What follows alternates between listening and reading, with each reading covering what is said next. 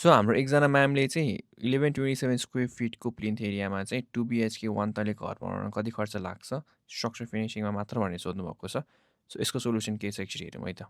So यसको solution चाहिँ मैले रिसेन्टली हाउस बिओक्यू जेनेरेटर भनेर बनाएको छु, जुन चाहिँ हामीहरूले tools.housesdesigningnepal.com भन्नेमा भेटाउन सक्छौँ।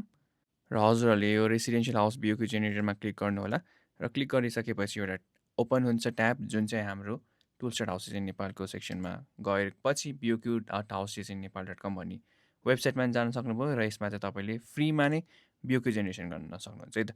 सो यसको अब बिल्डअप एरिया लेखौँ 1127 × 2 कति हुँदो रहेछ भने चाहिँ, सो नर्मल क्यालकुलेसनको अनुसार यो 2254 हुँदो रहेछ। सो हामी यसमा इन्टर गरौँ 2254। सो उहाँको सिम्पल 1 फ्लोर मात्र छ र फ्लोर हाइट हामी 10 फिट राखौँ। एज इट इज नै छोडिदिउँ अनि 9 इन्चेसको wall, column size 9 inches 9 inches र म यसलाई बढाउँछु 12 इन्चेस बाई 12 इन्चेस भनेर है, किनभने नर्मल्ली 12 इन्ची बाई 12 इन्ची गर्नु छ। ल बिम साइज अहिलेको लागि ठिकै छ भनेर छोडिदिउँ र नेक्स्ट गरिदिउँ र मैले इलेक्ट्रिकल र प्लम्बिङ अहिले जोडिनँ र जेनेरेट बिओक्यू भन्नेमा क्लिक गरिदिउँ है त। सो हजुरको टोटल कस्ट भनेको चाहिँ 75,95,186.46 हुँदो रहेछ।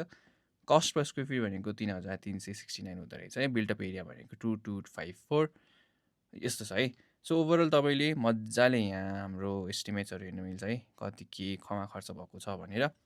सो यसरी तपाईँको एस्टिमेट्स आउँछ र एउटा बेस्ट थिङ भनेको हाम्रो एक्सपोर्ट एज पिडिएफ पनि गर्न मिल्छ है। सो यसरी चाहिँ म तपाईँलाई यो अहिले सेन्ड गर्छु, म यता प्रिन्ट गर्छु, यसरी सेभ गर्छु र हजुरलाई म यो फाइल चाहिँ सेन्ड गरिदिन्छु र यसरी म तपाईँलाई यो फाइल यसरी यता सेन्ड गरिदिन्छु है त।